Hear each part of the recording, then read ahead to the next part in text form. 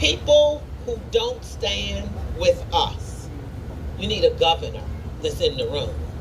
You need a person that's in the room that's going to make a difference and fight for all of us. Now, she just happens to be a woman. And so, I got to say, for women's rights, we need to make sure that we have somebody that understands our rights. Like that Nan Whaley. Come on over here, my friend. No one other than the next governor of the United States of America, Nan Whaley. You know, I left the United States of America. She is that big, and just in case you didn't know, I am Congresswoman Joyce Dayton, and I approve this message.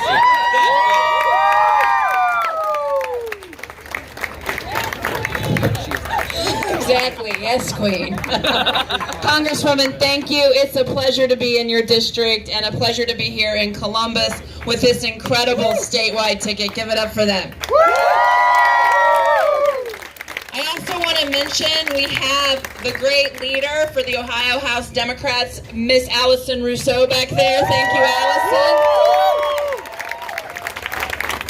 We've got a whole host of state reps. If you're running for the State House, please raise your hand really big. Anita's over here. Anita Samani's over here. I saw some others.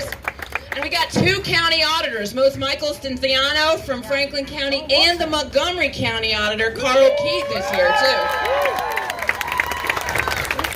And last but not least, I want to thank the OPC President Lois Carson for being here. Thank you, Lois.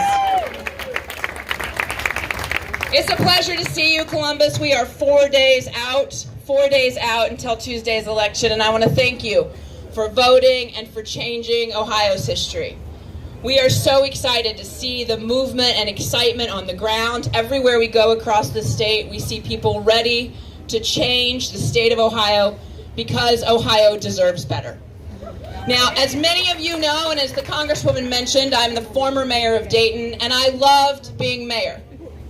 Mayor is a job where you get to be visionary about where you want your community to go. And at the same time, you have to fill the potholes and plow the snow, or they will kick your ass right out of office. And I loved that work. I loved getting to work with communities, working across party lines to bring our communities forward.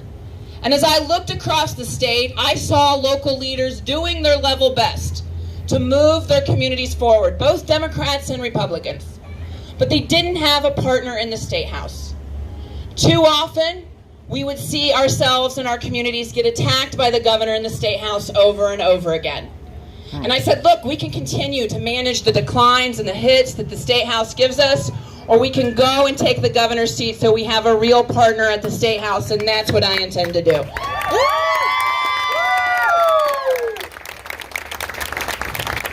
Now, as the Congresswoman also mentioned, this race is very personal to me. On August 4th, 2019, Dayton experienced a senseless mass shooting. 9 people were killed, 27 more were injured in 32 seconds. When we had a vigil the day after on the same street where we had lost our neighbors hours earlier, thousands of Daytonians came, and so did Mike DeWine.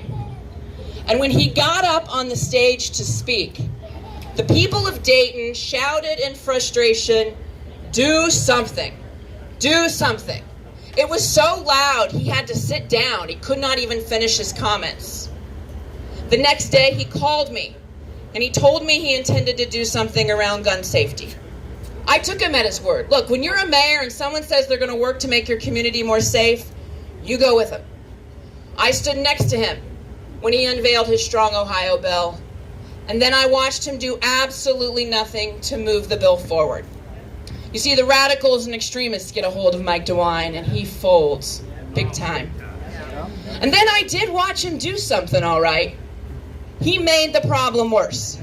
He signed Stand Your Ground, which makes our communities less safe, particularly for African Americans.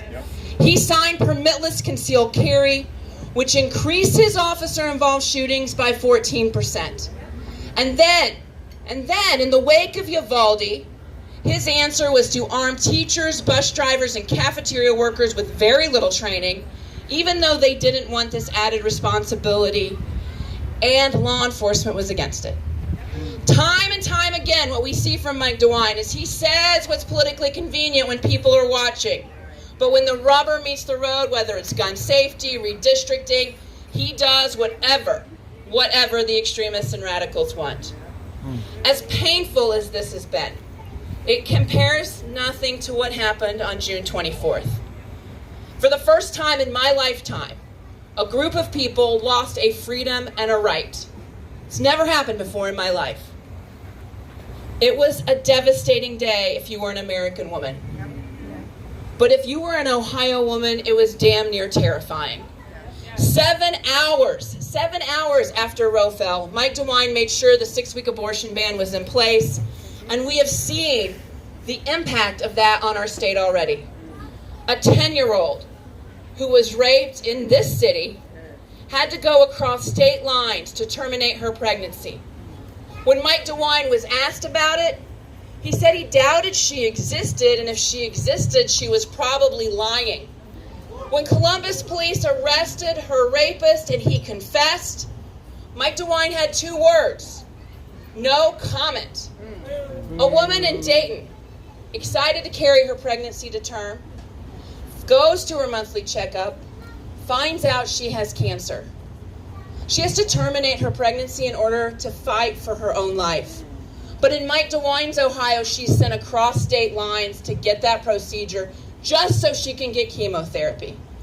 I imagine what this woman must be going through.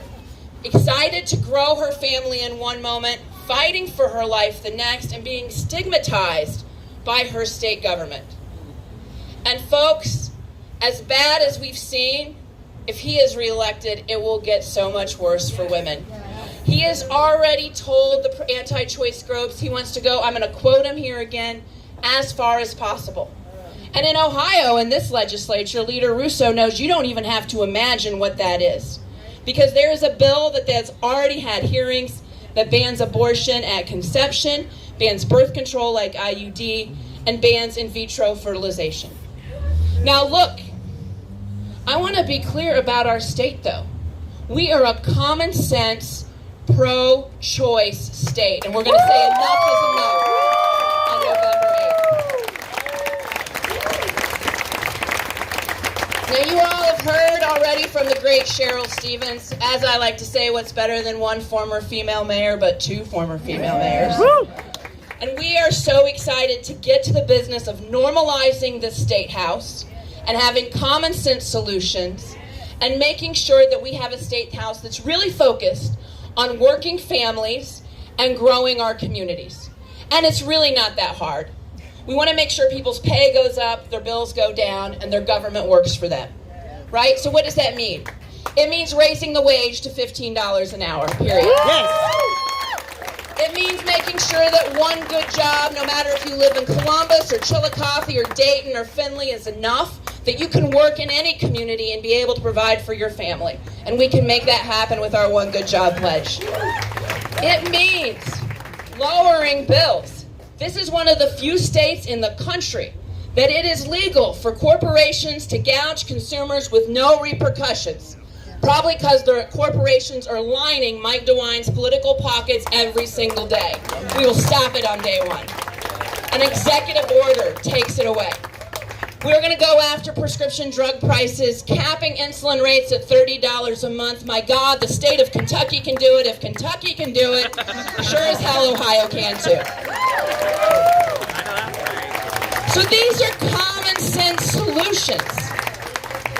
And we can't have this because we have the most corrupt state house in the state. And it's going to have to take a total cleanup. But the very first thing Cheryl and I will do is we will work to put on the ballot Roe versus Wade in the Ohio Constitution so women will never have to go through what they've gone through before. Now I want to be clear too. This abortion issue is an economic issue. I see a lot of women here. And we have choices, ladies. And if you're 20 to 40 years old and you have a choice, are you going to stay in Ohio? Nope. I've heard a couple days ago, even the governor of Michigan has been nothing but forward about how she's going to come here, take our educated, talented workforce, take our companies and move them north. And she won't be the only one. Now, I want to be clear. We are on a cliff this election cycle.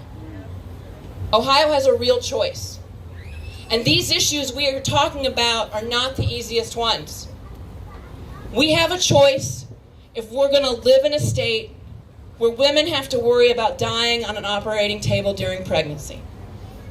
We have a choice if we're going to live in a state where our kids have to worry about going to Friday night football and active shooter trainings because they won't do a damn thing around gun safety.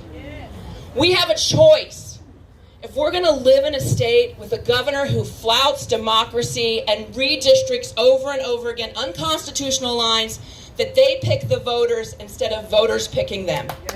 We have a choice. And young people in this state have a choice too. And they can decide not to stay here. And I know the coastal elites have already written off this state, and they are all too happy to take our companies and our young people on the way. But I believe in Ohio. And I believe in Ohio women, and I believe in the men who support and trust women to make their own decisions. We deserve better, and we can fight for better, and we can vote for better.